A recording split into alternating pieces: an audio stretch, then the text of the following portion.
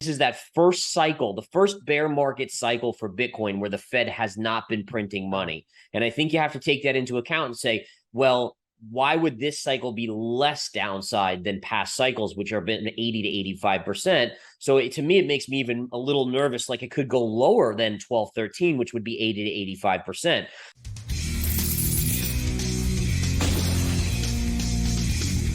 In today's video, Chief Market Strategist of InTheMoneyStocks.com Gareth Soloway tells us about his recent price prediction on Bitcoin, Ethereum, gold and the dollar.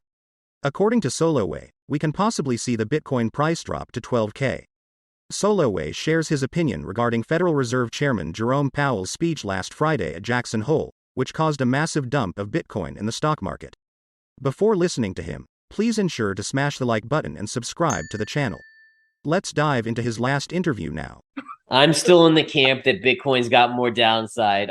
Again, whether it's 12, 13, whether it's 10, whether it's 15, we'll see. But I'd be hard pressed considering the situation with the Fed, with the inflation. You know, this is that first cycle, the first bear market cycle for Bitcoin where the Fed has not been printing money. And I think you have to take that into account and say, well, why would this cycle be less downside than past cycles, which are been 80 to 85%? So to me, it makes me even a little nervous, like it could go lower than 12, 13, which would be 80 to 85%. So hopefully that doesn't come to fruition. I'm going to start accumulating, continue accumulating in the teens and the low teens, even down below. But I would love to see a bottom sooner than later. But I got to just say to myself, what are the charts saying? The charts are still saying downside.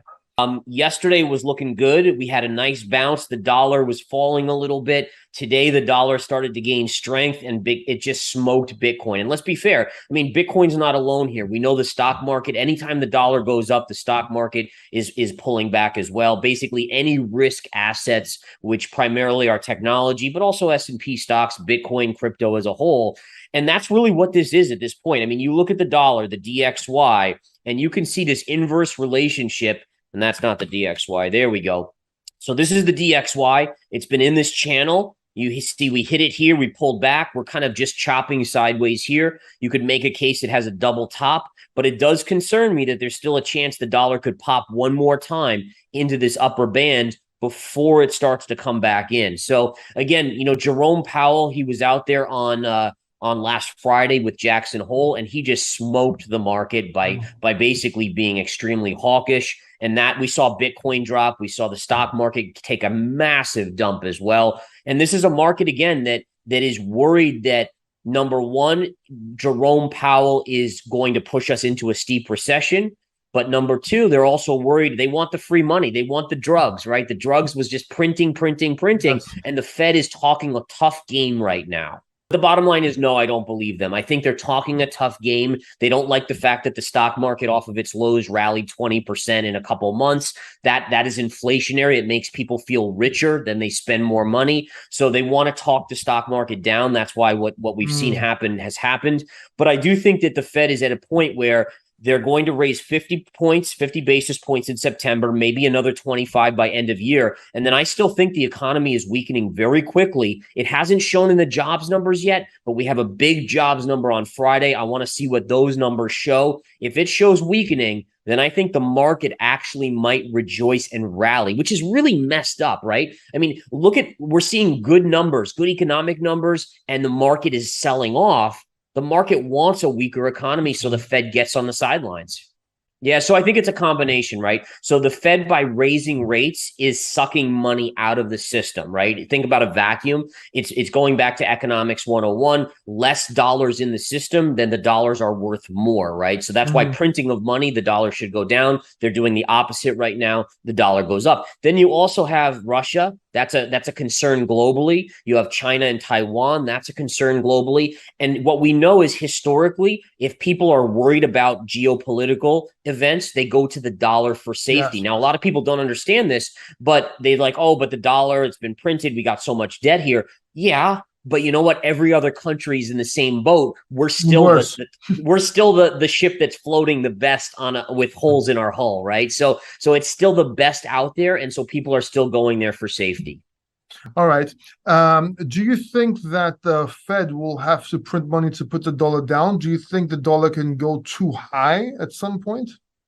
Yeah, so I think the higher the dollar goes, the weaker the economy. So I think this is absolutely this inverse relationship. And a lot of people, I mean, listen, for average Americans, a strong dollar means we can go to Europe and it's cheaper for us to go to Japan. I mean, our dollar goes further.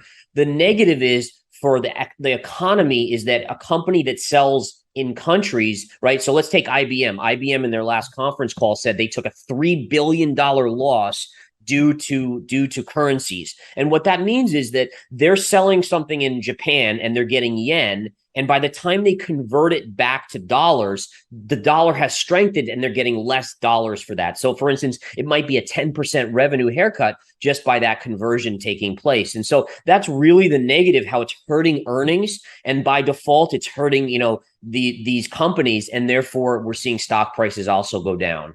What about gold? Shouldn't people be getting into gold right now? So generally, I think the mid to long term is hugely bullish for gold, Mm. but right now a rising dollar is a negative, right? So we know historically yields, the interest rate going up is usually a negative for gold because gold is versus the bond market, right? So if you can get 3% free, tax-free munis or whatever it is, or Mhm. government bonds, well, you have to put that against the safety of gold, and therefore gold generally sells off. When the dollar goes up, gold is traded in dollars, so the price of gold goes down. Now, again, I think that by the end of this year, you're going to start to see the dollar fall. People are going to start to realize, investors are going to realize that the Fed is out of bullets, right? Yeah. So we're going to get into a recession. And how is the Fed getting us out? Because every recession for the past, let's say 20 years, the Fed has just said, oh, well, let's just print money because inflation is under 2%. Print it, print it, print it. That gets us out. Well, guess what? Inflation's not going to be under 2% by the time the next recession hits, whether it's this year, next year, or the next year after that. So the question is, when we get into a recession, how do we get out? My fear is that we're going to be in this long, drawn out recession. And eventually it's going to get so bad, the Fed will start to print. And that's where the dollar falls. That's where gold and silver and metal start to really rip. And in all fairness, I think that's where Bitcoin starts to rip as well, where people finally realize the Fed has lost control. They've lost all Yeah. credibility. And then you see these assets start to take off as safety measures. But would other, and let's have a look at the gold charts, by the way, but Yep. would other cryptocurrencies also rally with Bitcoin, or do you think Bitcoin will decouple like it decoupled in the past, but not so much the other cryptocurrencies? Yeah, so I do think Bitcoin will decouple and it'll become more like the digital gold. So this Mm. is the gold chart we see before us. But I do think that at some point you do see this change where Bitcoin has been historically that risk asset. It goes down when markets go down. I eventually think it's going to switch into more of a gold where it goes up when things are scary. Yeah. Now this is the gold chart, and what's amazing about the gold chart is number one, it's still the best performing asset between Bitcoin and the stock market for the year. I think it's down about 4% or 5% on the year. But basically, look at this trend line: pivot high, pivot high, pivot high. We broke out. We tested this line again. Now we're testing it again. I think gold's a buy here. I think you're above Yeah. this line. I think you're going to start to head up. You could even be forming maybe an inverse head and shoulders here if we start to trade up. And again, I like gold here. I think it's a good play. It tells me that the dollar may be topping out. And by the way, that's another important point to make here. So think about this for everyone watching. Last Friday, Jerome Powell, probably the most hawkish he's been ever, right? I mean, it just crushed the market. NASDAQ was down 4% in a day. That's a Yeah. huge move.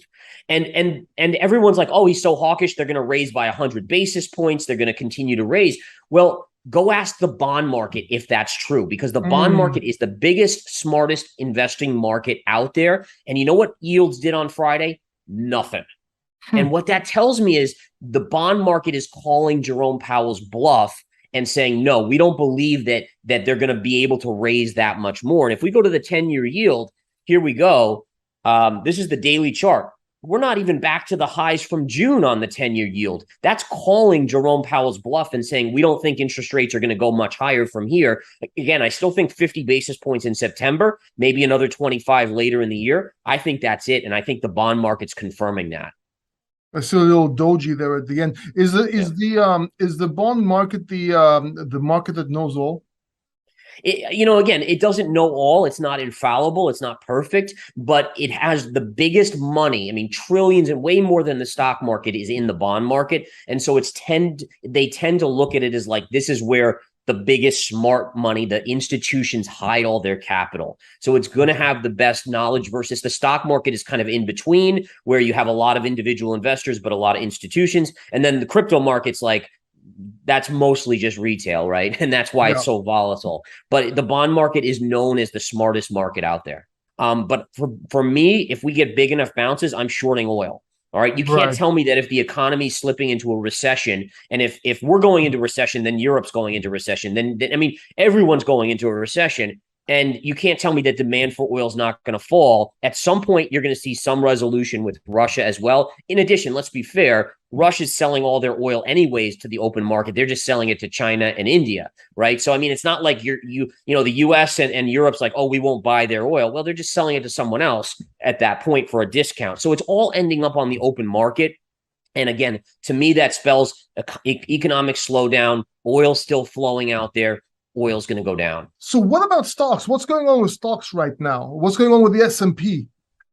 I know so the S&P has had quite the dip, right? I mean, we've seen, especially, I mean, it was starting to pull back a couple weeks ago, but then obviously Jerome Powell's comments, he really threw a wrench and caused a massive exodus of capital. But I will say this is that overall, I do think midterm you're going much, much lower, but short term, I actually think you're getting close to some supports on the S&P 500. If we take a look at the chart here, so number one, look at the high. I mean, this is where charts, Paul, I mean, I'm a chart guy. Yep. How do people not look at charts? I mean, connect this top here, which was the all-time high, to this, and it gave you the exact high of this huge bounce. Not only that, but throw in your 200 moving average, and look, you went right to the 200 moving average right here as well. So I think that's remarkable. And the question is, as we're falling down here, where are we going?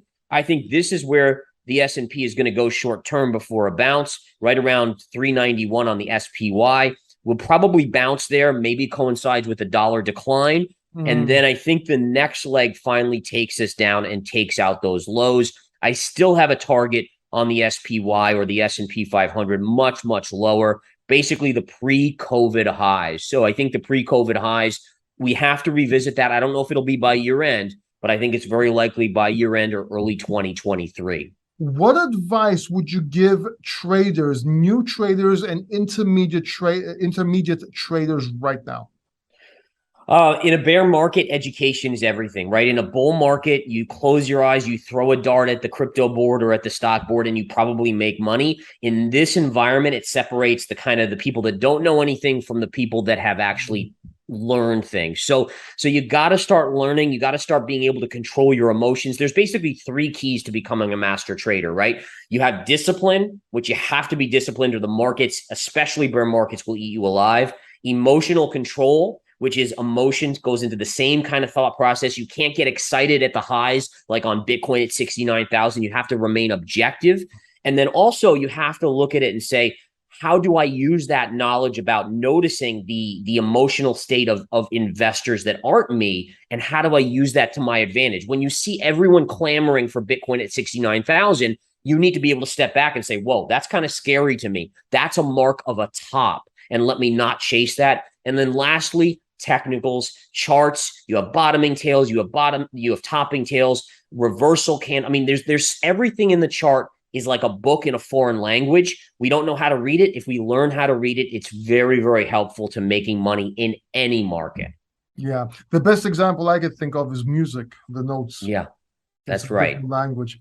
And what about people that don't know how to trade, that maybe want to get involved right now, and they're saying, oh my God, everyone's scared, maybe. Should it be time to buy? Should they wait? What would you advise people that don't have a trade, are not traders, they're quote unquote investors? So I think the biggest thing is to do very small position size. So if you have a project you're interested in, if you have a stock that you love, there's nothing wrong with trying it out, but especially in a bear market, try it out very, very small. I would generally tell you to gravitate towards the better things like Ethereum and Bitcoin, or if you're in the stock market, you look at some of the better quality names that won't go bust in a really bad recession. But again, start small. doing it small, number one, it takes emotion out, right? If you have $100 in a stock or in a crypto, you really don't have that emotional nature to you where you're like, oh my goodness, every little uptick and downtick you're freaking out over. That's important. And it allows you to dollar cost average, which is the name of the game here, right? Bitcoin, I'm a big believer long term. It may go to 5,000 for all I know. But if I dollar cost average and slowly inch in, my average gets lower and lower. When we get the bull run, I do very, very well.